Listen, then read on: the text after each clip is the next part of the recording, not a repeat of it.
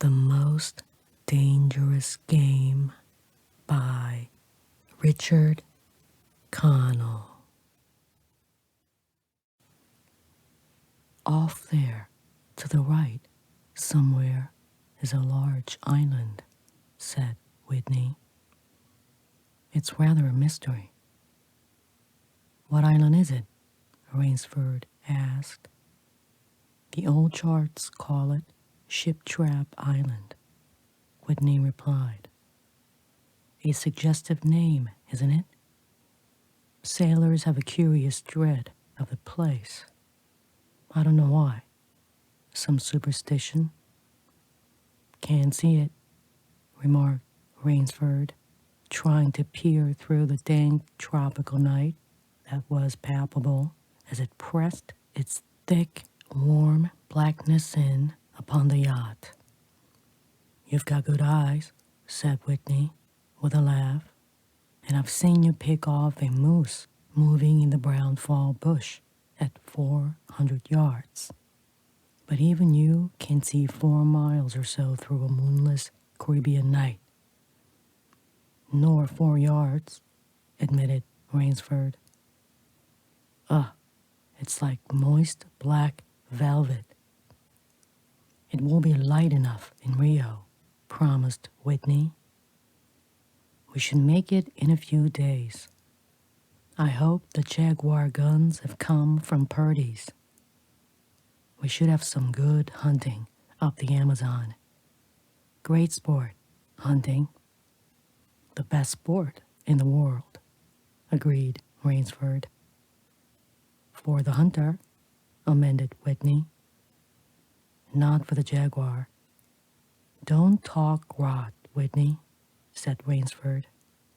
You're a big game hunter, not a philosopher.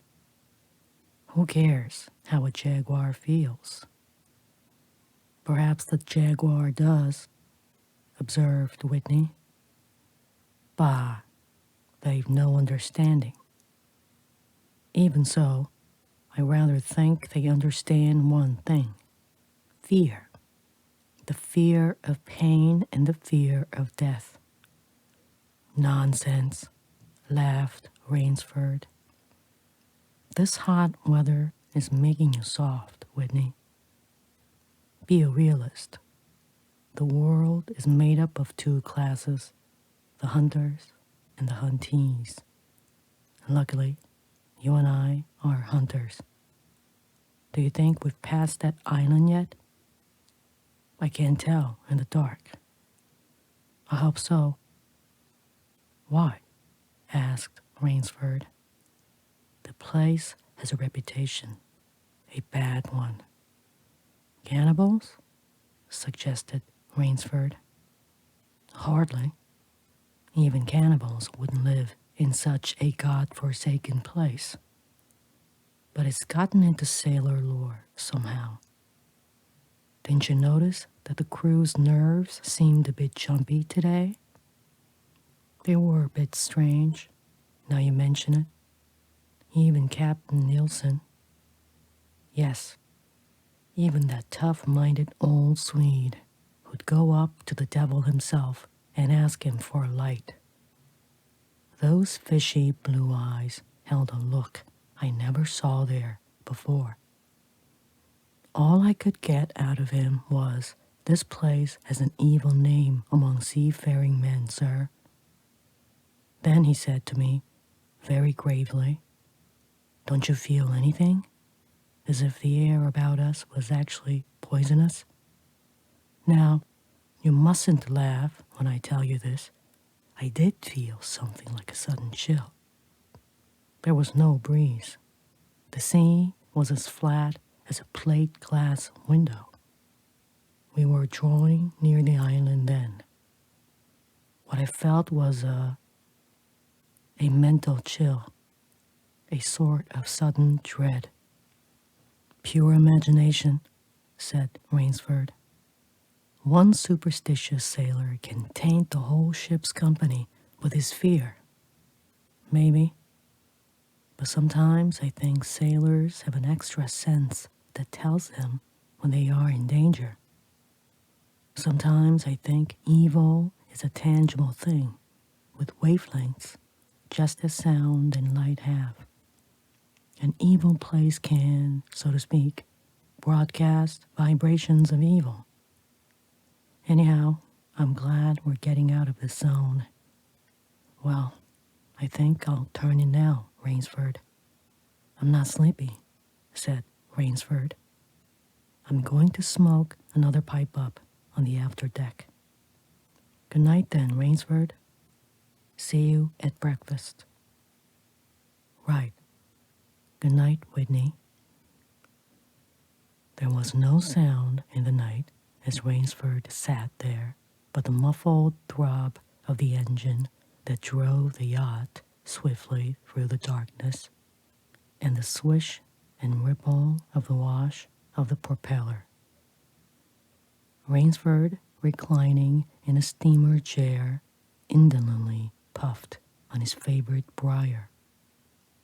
The sensuous drowsiness of the night was on him. It's so dark, he thought, that I could sleep without closing my eyes. The night would be my eyelids. An abrupt sound startled him. Off to the right, he heard it, and his ears, expert in such matters, could not be mistaken.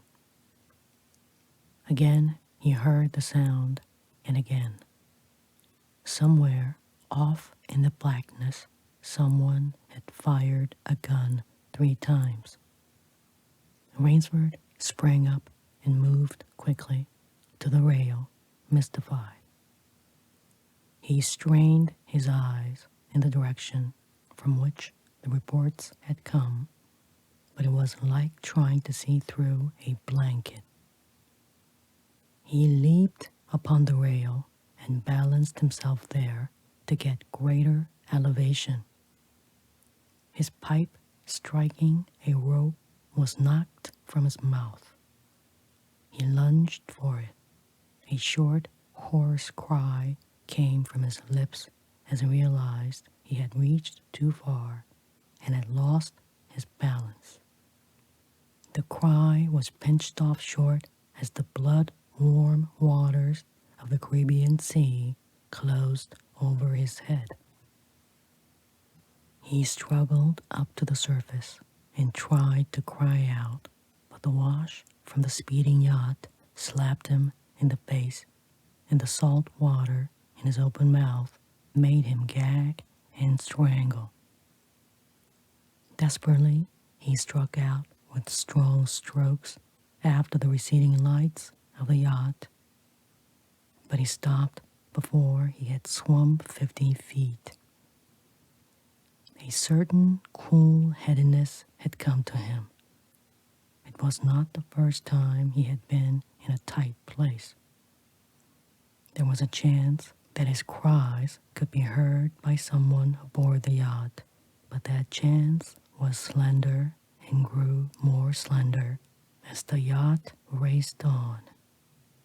He wrestled himself out of his clothes and shouted with all his power. The lights of the yacht became faint and ever-vanishing fireflies. Then they were blotted out entirely by the night. Rainsford remembered the shots.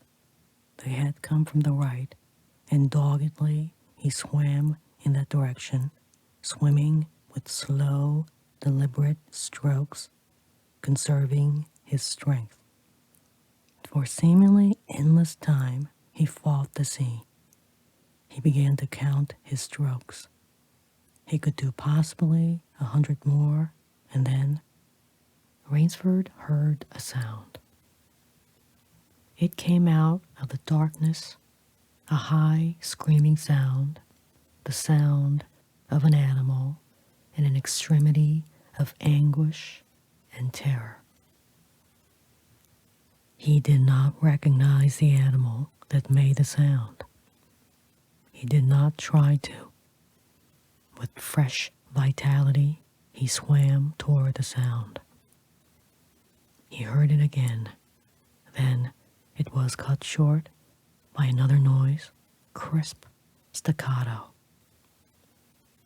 "Pistol shot," muttered Rainsford, swimming on. 10 minutes of determined effort brought another sound to his ears, the most welcome he had ever heard, the muttering and growling of the sea breaking on a rocky shore. He was almost on the rocks before he saw them. On a night less calm, he would have been shattered against them. With his remaining strength, he dragged himself from the swirling waters. Jagged crags appeared to jut up into the opaqueness. He forced himself upward, hand over hand. Gasping, his hands raw, he reached the flat place at the top. Dense jungle came down to the very edge of the cliffs. What perils that tangle of trees and underbrush might hold for him did not concern Rainsford just then. All he knew was that he was safe from his enemy, the sea, and that utter weariness was on him. He flung himself down at the jungle edge and tumbled headlong into the deepest sleep of his life.